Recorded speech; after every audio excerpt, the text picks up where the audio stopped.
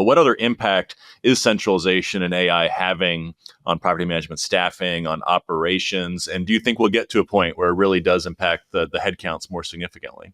We're there. I mean, there are certain organizations, and again, if you look back to even the pre-generative, and Jay, I love the recaps that you do. Yeah. But I don't think you were doing them when Camden started talking about this. They attributed $4 million in annualized savings to their centralization and AI efforts. And it wasn't one or the other, it was both. And let me be very specific, and they've talked about this publicly.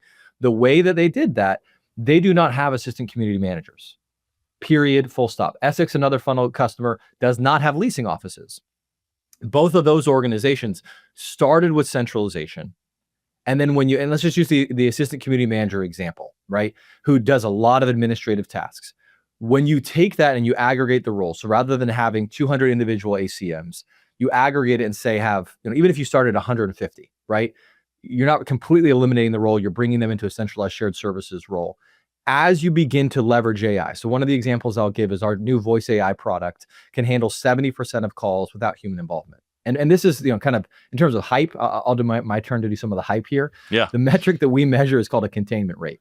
And if I tell you, Jay, when you call an airline, hey, there's a human waiting for you, but the AI is ready to answer as well, we're measuring how often do you hit the escape button and go to the human, right? Because you could hide the human and you could say 100%, but the real test is, I know there's a human, but I'd rather talk to the AI. We're seeing 70% of our calls now.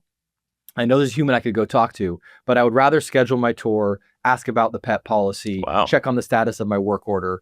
70% of consumers, because the AI has just gotten that good. When you do that again at a community level, you may or may not be able to reduce a headcount. When you do that and you have 100% of your assistant community manager roles centralized, that's when the cost saving opportunities come in.